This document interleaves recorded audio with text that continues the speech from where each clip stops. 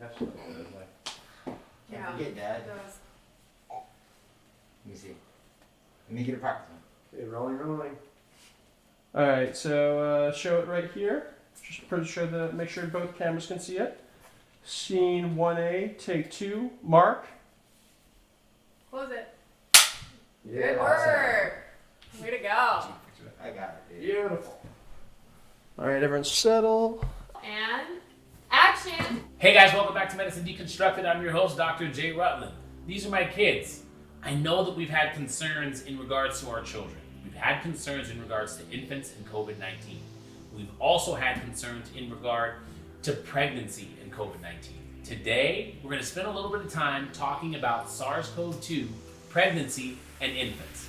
I hope you guys all take something away from this, and also remember, wear your mask and social distance. Great. That was a good one. Perfect. I like that one better than the other.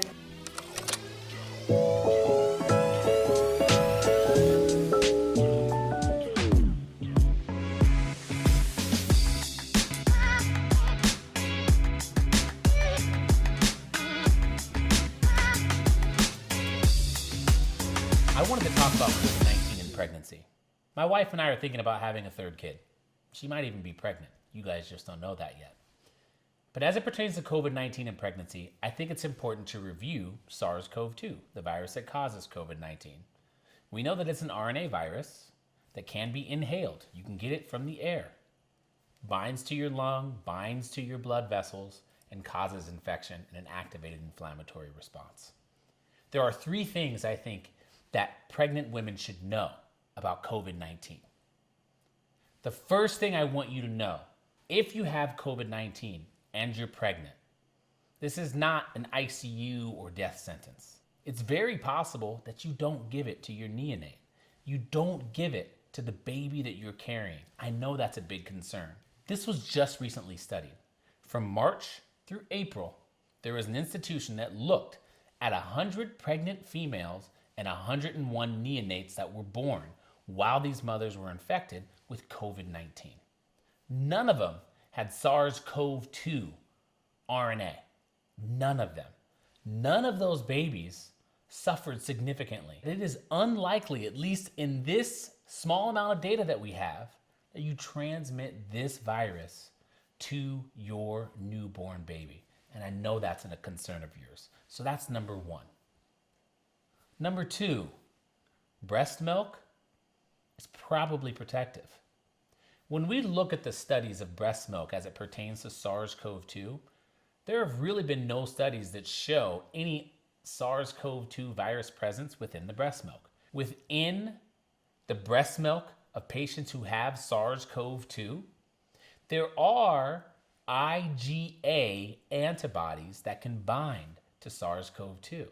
So it might be protective that when the mother is breastfeeding their infant, that the breast milk contains these antibodies to protect the infant from obtaining this infection.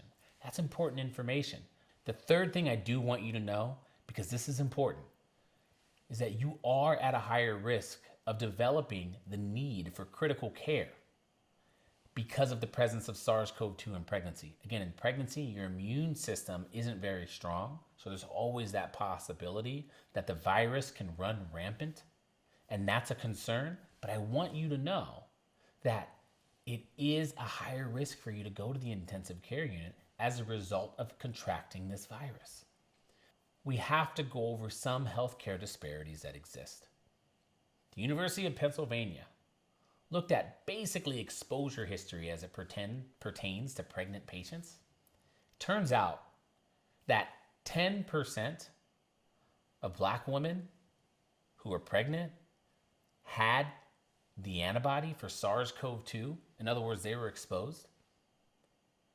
9.7% of Hispanic women had the antibody to SARS-CoV-2.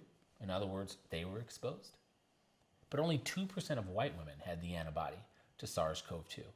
What it means is that we just happen to be exposed more for whatever reason that is. So I want you guys to continue to protect yourselves. If you're pregnant, social distance. If you're pregnant, I want you to wear that mask. If you need a mask, give me a call and I'll send you our West Coast lung mask. No problem. There are 3 things that I wanted you guys to know about SARS-CoV-2 as it pertains to pregnancy. Number 1, it looks like you may not transmit the virus to your newborn. Number 2, breast milk may be protective. And number 3, you are at a significant risk of developing the need for the ICU. I'm going to go ahead and try to have that 3rd kid. I'm okay with it. I understand the risks that are involved, but I'm also willing to take the necessary precautions to help mitigate that risk. Thanks for joining Medicine Deconstructed. I hope you guys were able to identify the top 3 things about COVID-19 and pregnancy. Remember, we have a video every week, and we'll be back next week arming you with information. So make sure you guys check in for some more ammunition. Thanks for joining Amelia and Scarlett. They thank you too. Always mocking me. See you next week. I said all the things you Camera said. cuts. I was like, ah. That's really good stuff. I said the same thing.